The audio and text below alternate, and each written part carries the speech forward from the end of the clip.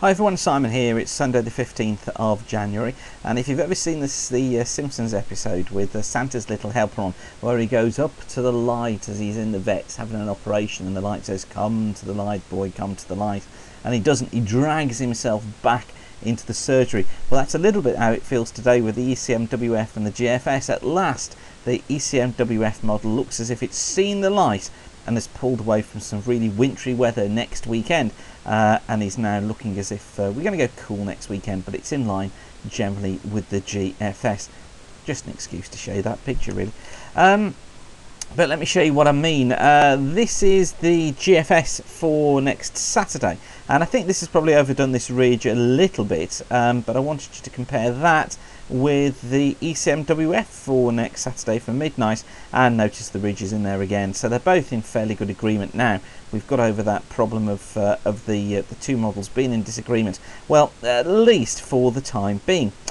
Here's temperature anomalies for the next 7 days, so running from today through to next Sunday, generally just below normal across England, Wales, Scotland and Ireland too, but still see cool across much of Europe. Really cool down in Scandinavia as well now. And as far as precipitation is concerned across Europe, next 7 days looking like this. Below normal generally across much of the British Isles, around normal for northern and western parts of Scotland though. Okay, so where are we going? Let's take a look at the North Atlantic Oscillation. Coming down into neutral territory again around the 21st, 22nd. So that takes us through to next weekend into the week after. And that hinting that the westerly flow gets weaker across the Atlantic during that period.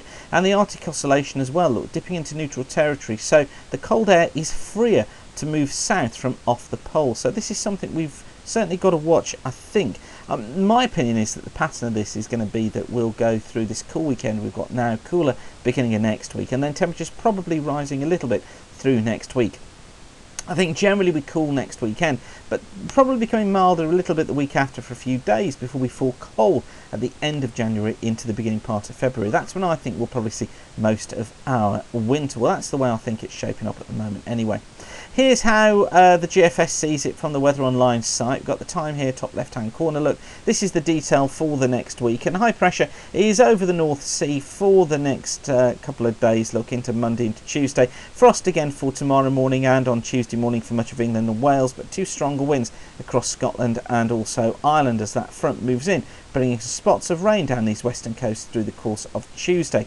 I think Tuesday night also a frosty one down towards the south, but we've got those fronts moving their way eastwards, look, during the course of Wednesday, taking some pretty hefty bursts of rain with them across Scotland. I think lighter as it passes through England and Wales, so brighter conditions coming through, but that really sets us up for things becoming slightly more unsettled as we head towards the weekend through Scotland and northern England. I think most places cooler by then, but probably southern Ireland, Wales, southern parts of England trace the winds back. Look, they're coming up from mid-Atlantic, so there I think temperatures near or above normal for the time of year. And then into the rest of the weekend, well, Saturday sees high pressure hanging on, still bits and pieces of rain around, I think, to the north and the west of the country.